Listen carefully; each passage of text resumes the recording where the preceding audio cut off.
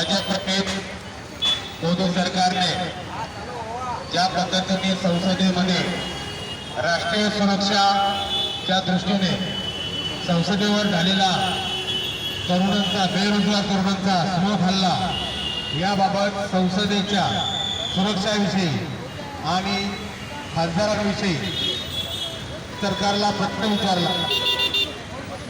प्रश्न विचारल्यानंतर मोदी सरकारला राग येतो, मोदीला राग येतो। मोदी सरकार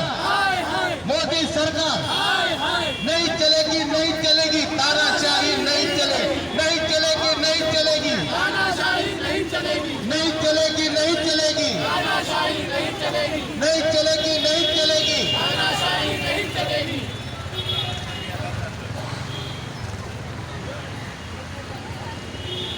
हाय हाय मोदी सरकार, हाय हाय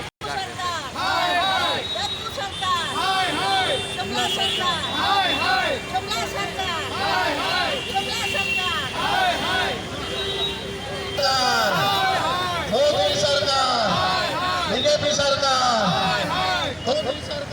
13 डिसेंबर 2001 आणि बरोबर ह्या 13 डिसेंबरला नागरिकांनी डायरेक्ट संसदेमध्ये प्रवेश केला आणि धुराच्या नळकांड्या फोडल्या। त्यावेळेला विरोधी पक्षामधील संसदेमधील सदस्यांनी ज्या वेळेला आपल्या गृहमंत्र्यांचं निवेदन मागितलं त्यावेळेला केवळ निवेदन देखील करण्याची तयारी मानसिकता या गृहमंत्र्यांना निलंबित करण्यात आलं। ही लोकशाहीची हत्या आहे। लोकांनी निवडून दिलेल्या महोदयांना आम्ही महामहिंना आम्ही आज देणार आहोत। आपल्याला माहिती आहे नवीन कानून यांचं षडयंत्र याच्यामध्ये असं आहे की 140 खासदारांना निलंबित केलं, त्यावेळेला 40 ते 45 खासदार राज्यसभेचे निलंबित केले। राज्यसभेमध्ये यांचं बहुमत नव्हतं, त्यांना काही कायदे चर्चा न करता पास करायचे होते। विशेष करून केंद्रीय निवडणूक आयुक्तांची निवड GST धोरणामुळे लाखो कारखाने बंद झालेले आहेत, करोडो कामगार बेकार झालेले आहेत। प्रत्येक वर्षी 2 करोड नागरिकांना 2 करोड कामगारांना जॉब द्यायचे आश्वासन यांनी दिलं होतं, ते देखील आश्वासन पूर्ण केलं नाही।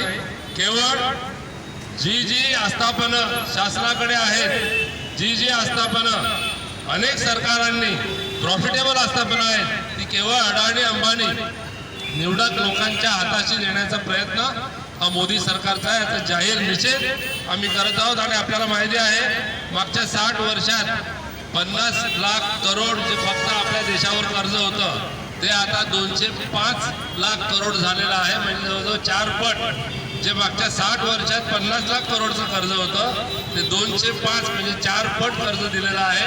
आणि जवळजवळ GDP एवढाच आपलं कर्ज आहे। IMF इंटरनॅशनल मॉनिटरी फंडने आपल्याला इशारा दिलेला आहे की येणाऱ्या काळात त्यामुळे महागाई वाढणार आहे। महागाई आता देखील वाढलेली आहे। ज्यांनी गॅसचा दर कमी करण्याच्या मुद्द्याने सरकारमध्ये आले, ज्या वेळेला 400 रुपये गॅसच्या सिलेंडरची कॉस्ट होती, आजची गॅसच्या सिलेंडरची कॉस्ट किती आहे?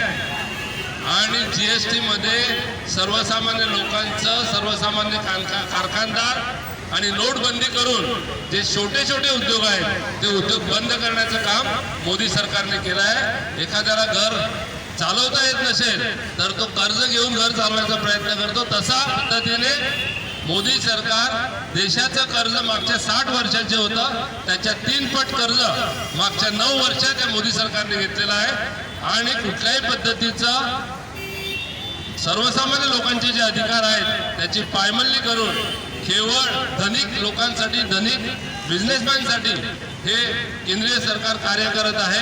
आणि लोकशाही केलेली आहे ती विधेयक सर्वसामान्य लोकांचा आवाज बंद करणारे आहेत। आपल्याला माहिती आहे